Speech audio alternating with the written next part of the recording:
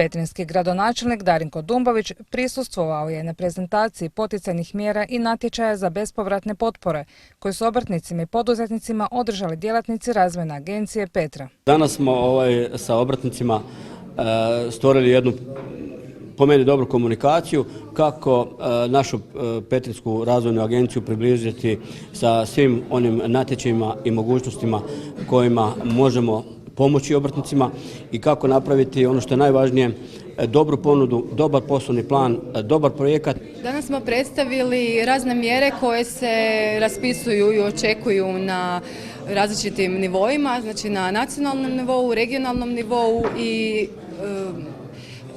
lokalnom nivou. Prvenstveno predstavili smo aktualne poticaje grada Petrinje, znači poticaj za zapošljavanje, onda natječaj koji slijedi ove godine za poticanje iz programa ruralnog razvoja, poticanja ruralnog razvoja, gospodarstva i poljoprivrede grada Petrinje, gdje ima čitav set mjera za što se poduzetnici i razne udruge mogu javiti. Što to znači biti operativno i fleksibilno spreman prema resornim ministarstvima? Koja uloga je grada?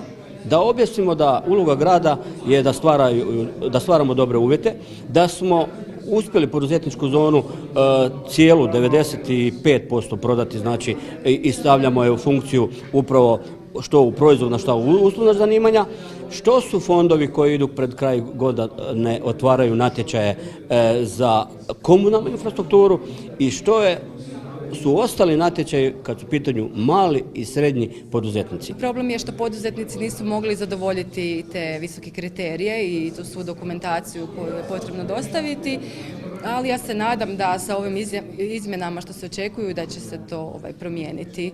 Tako da do sada interes je bio veći, pogotovo za uslužne djelatnosti, to je bilo zanimljivo za ovo naše područje, ali kažem, malo su bili previsoki ti kriteriji trenutno koji su bili dostupni. Drago mi je ako je to pojednostavito i ako na lakši način uspijemo ući u taj sam projekat.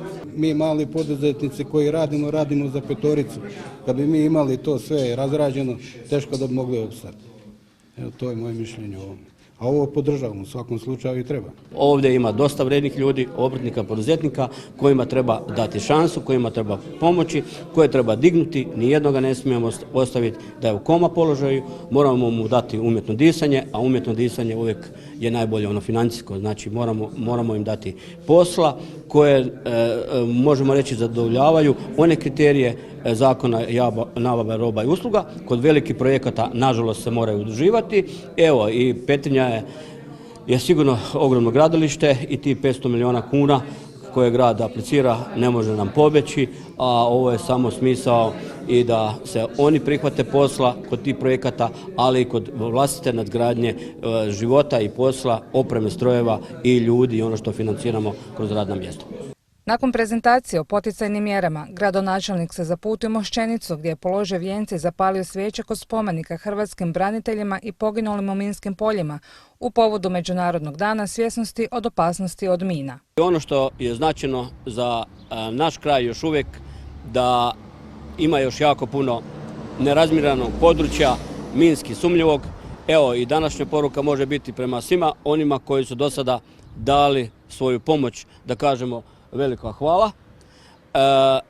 Ovdje iza mene su dva spomenika.